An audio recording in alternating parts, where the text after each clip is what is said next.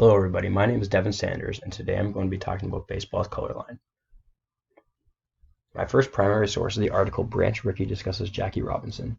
Branch Rickey was the president and general manager of the Brooklyn Dodgers, and in 1946 he was determined to bring the first black player into the league in over 60 years. At this point in time, Rickey knew that what he was doing was going against tradition and would not be accepted by many people. This is why he needed a player with not only skill and talent, but someone who was the right man off the field. He said, "I wanted a man of exceptional intelligence, a man who was able to grasp and control the responsibilities of himself to his race and could carry that load." That is why he chose Jackie Robinson. It was clear that other players, fans, and organizations were going to taunt and verbally abuse any black player in the league. This is why he needed someone who could keep their temper in check and focus on playing baseball while also being a leader in a movement that caused the integration of black people into professional leagues. Rickey was able to look past the color line and focus on what Robinson would do for the league. He's an exciting, talented player that would ultimately be a positive light for future black players that deserve to play professional baseball.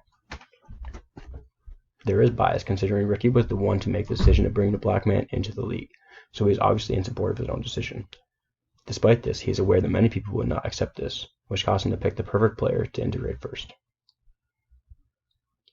My second primary source is Jackie Robinson's letter to President Eisenhower supporting civil rights. Jackie Robinson wrote a letter to the president on May 13, 1958, 11 years after his first game with the Brooklyn Dodgers. In this letter, Robinson is showing that his role in racial equality transcends the game of baseball. He changed the course of history by being the first black player in professional baseball in a long time. Through this, he became a role model to many kids and played a pivotal role in the civil rights movement. In response to the president saying that black people must be patient, Robinson said, "We have been the most patient people of all. We want to enjoy now the rights that we feel we are entitled to as Americans.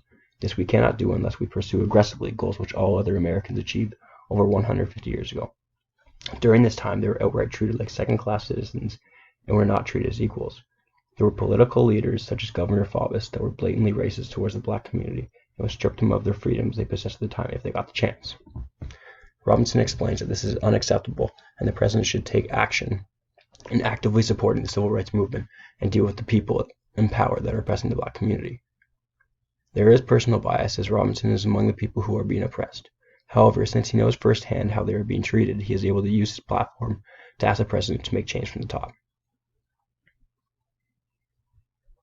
The source I researched first is called 1900 to 1930s. This states that professional African American teams formed leagues in the late 1800s, and there was some interracial games going on, but it was always a black team against a white team. Teams not mixed with races. In the early 1900s, black players were not allowed to play on white teams. Despite this, many teams tried to acquire black players and label them as other races such as Hispanic or Native American.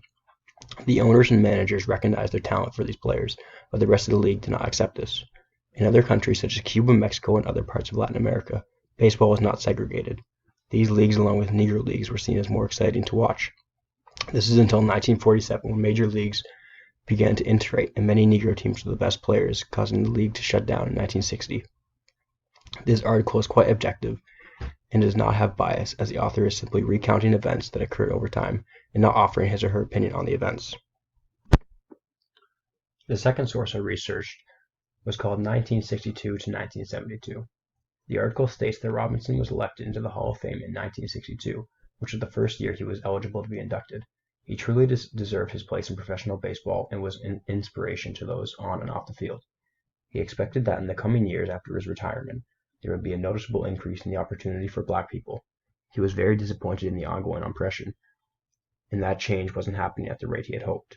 While attending a World Series game, he vocalized his disappointment by saying he wanted to see more black people in baseball. Even after the integration of black people into the white professional leagues, the league was still mostly white people in positions of power, such as managers and coaches, and Robinson encouraged diversity. Robinson later died in October of 1972, just 9 days after he spoke out about diversity in baseball, and the first black manager was hired in 1975. This article is not very biased. It is also just stating facts about his life and major moments he had. So the similarities and differences. These sources are similar in the sense of recognizing Jackie Robinson and discussing the significant impact he had on the future of black people in baseball and the civil rights movement. They also discuss the character of Robinson and how he was the right person to kick off the integration.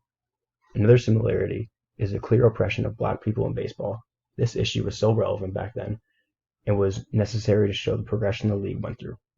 Some differences on the Jackie Robinson are that Jackie Robinson's letter to the president was the only source that didn't mention baseball at all. He was focused on the racial injustice the black community was experiencing and how the president should take more action.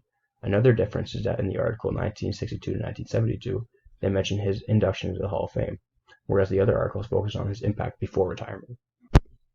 The connection to the secondary sources. Each of the articles relate to the first background article as they focus on Jackie Robinson and how he changed the future of baseball. They recognize the difficulties he went through being the only black man in the league, and that he knew it would be tough, but he had to endure the struggles. This article also explains the Negro Leagues and the process they went through, and how they folded once the professional league was finally integrated. They also relate to the second secondary source as it focuses on the roots of racism in baseball and the opportunities Jackie Robinson opened up for the future. In conclusion, it has been made clear to me that I didn't know as much about Jackie Robinson as I thought. I didn't know how much of an advocate he was for African Americans outside the game of baseball, and I also didn't know that he was inducted into the Hall of Fame. It was also interesting to read how passionate Robinson was in his letter to the president. Overall, I've learned a lot while doing this presentation. Thank you for listening, and I'm excited to hear what you guys have to say. Thanks.